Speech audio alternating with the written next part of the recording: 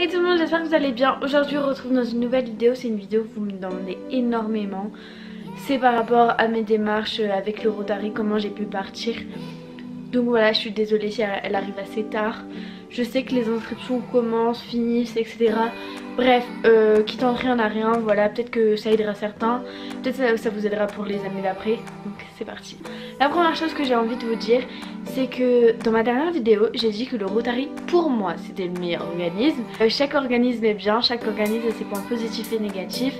Voilà, choisissez celui qui vous convient le mieux. J'ai juste vous expliquer quelques petits trucs qu'il y a avec le Rotary et qui me semble, je suis pas sûre, je connais pas du tout les autres organismes, qui me semble qu'il n'y a pas chez les autres. Voilà. La première chose, c'est les familles.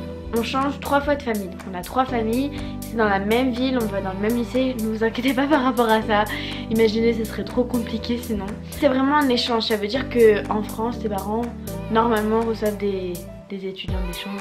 La deuxième chose, c'est qu'on a un choix des pays et c'est pas forcément notre premier choix qui va tomber. Je vous en reparlerai juste après. La troisième chose, je pense que c'est le coût. C'est un organisme qui est connu pour être pas très cher. Je sais qu'on paye le billet d'avion, le visa qui est très cher aux États-Unis, l'assurance et je sais plus du tout après. Donc ça c'est un blazer du Rotary. Voilà comment on se présente, il n'y a rien derrière. Magnifique couleur de schtroumpf, on adore. Non, voilà, ça c'est un truc clé du Rotary. C'est que chaque étudiant d'échange ont un blazer. Et dès qu'ils vont quelque part, qu'ils rencontrent quelqu'un, on a des pins, on s'échange, etc. Moi j'ai pas énormément de pins comme vous avez pu le voir. C'est le début et dans mon district il n'y a pas beaucoup d'étudiants. La cinquième chose, c'est qu'avec le Rotary, il y a des bus trips qui sont organisés toute l'année. Voilà, mais je sais qu'il y a d'autres organismes qui font ça avec d'autres étudiants d'échange. La sixième chose, c'est les événements avec d'autres étudiants d'échange, avec le Rotary, d'autres trucs, etc.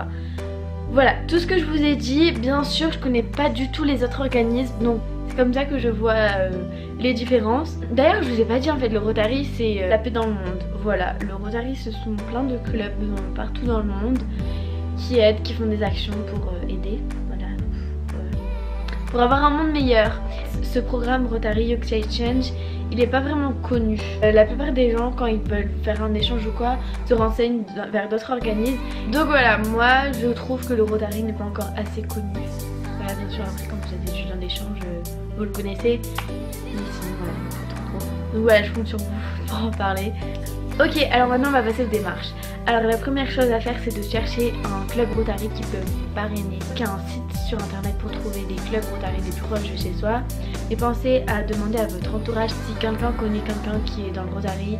Généralement ça marche, voilà. Et donc quand vous l'avez trouvé, bien sûr il faut se présenter, expliquer pourquoi vous avez envie d'être parrainé, pourquoi vous avez envie de partir, etc. Toujours les motivations. La deuxième chose à faire, c'est de s'inscrire sur le site du Rotary. Je m'en rappelle plus du tout le nom, mais vraiment n'hésitez pas à demander. Là c'est la première partie du dossier qu'il faut faire, donc là c'est des informations utiles. Une petite lettre de motivation. Puis il y a le choix des pays, donc tu as 3 choix à faire.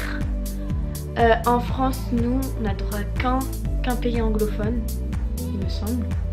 Moi c'était ça en tout cas. Moi j'ai beaucoup de chance d'avoir mon premier choix, mais je sais que par exemple Xavier et Ambre, ils n'ont pas eu leur premier choix, ils sont en Brésil et en Argentine et je sais que leur échange se passe super bien.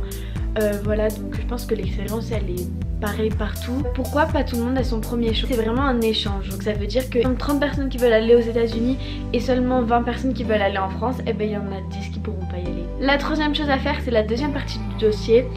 Donc ça c'est quand vous êtes accepté, il me semble, je sais plus, ça me remonte très loin. Le club Rotary c'était en septembre et deuxième partie du dossier c'était novembre-décembre. Donc là les amis, c'est un dossier interminable, un truc que tu dois faire en français et anglais, tu dois aller voir tes profs, les médecins, dentistes, tes parents doivent faire une lettre qui tu es apte à partir, enfin bref, voilà, toi aussi tu dois faire la même, une lettre de motivation, qui tu es, qu'est-ce que t'aimes.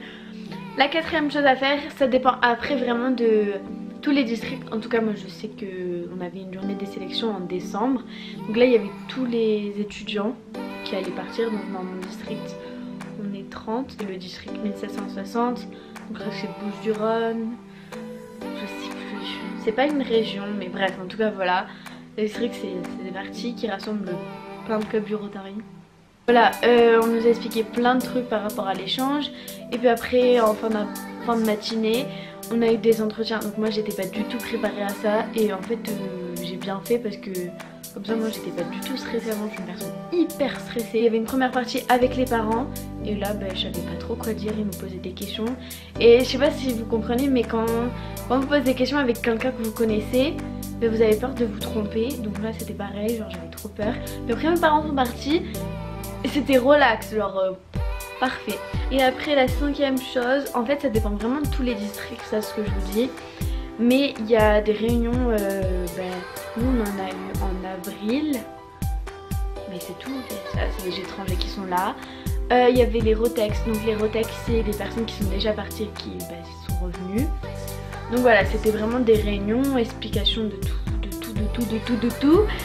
Voilà, après l'après-midi, les Rotex qui nous parlaient, qui nous donnaient des conseils, etc. Je sais qu'il y a d'autres districts qui ont eu beaucoup plus de réunions comme ça, par exemple des week-ends sans les parents ou quoi. Enfin bref, ça dépend vraiment de tous les districts. Maintenant je vais vous expliquer les motivations qu'on peut avoir, etc. Alors la première chose qu'il faut faire, donc ça je parle pour les entretiens, pour les lettres de motivation, etc. C'est de rester dans la réalité. C'est hyper important. Quelques exemples de motivation: la langue, la culture, des rencontres, changer son quotidien, vivre un rêve. Ça peut être un truc, mais faire une pause dans sa scolarité. Moi je sais que du coup j'ai fait une pause entre le collège et le lycée. C'est-à-dire qui on est, ce qu'on aime, d'où on vient, notre famille, donc tous les voyages qu'on a fait, et que c'est ton idée vraiment et pas celle de tes parents. Ça c'est un point hyper important. J'ai oublié de vous dire un truc, c'est hyper important d'avoir Facebook. Parce que de centaines et de centaines de groupes Facebook se créent petit à petit durant l'année avant votre échange pour découvrir des personnes qui font comme vous. Des groupes sur WhatsApp aussi qui se créent. Voilà, n'hésitez pas à mettre en avant vos réseaux sociaux, par exemple sur votre bio Instagram, dès que vous le savez, que vous partez, de dire futur étudiant d'échange, etc. Voilà, les gens vous trouveront plus facilement et ça vous permettra de faire de super rencontres. Moi je sais que j'ai plein de potes. Donc voilà, je pense que j'ai tout dit. N'hésitez pas à me poser encore plus de questions si vous en avez. Je reste disponible, j'essaye de répondre vraiment à tout le monde sur Instagram ou sur Snapchat même. Donc ils sont là, voilà, ou en barre d'infos. Je vous fais plein de gros bisous, j'espère que cette vidéo vous aura plu et à la prochaine, bye.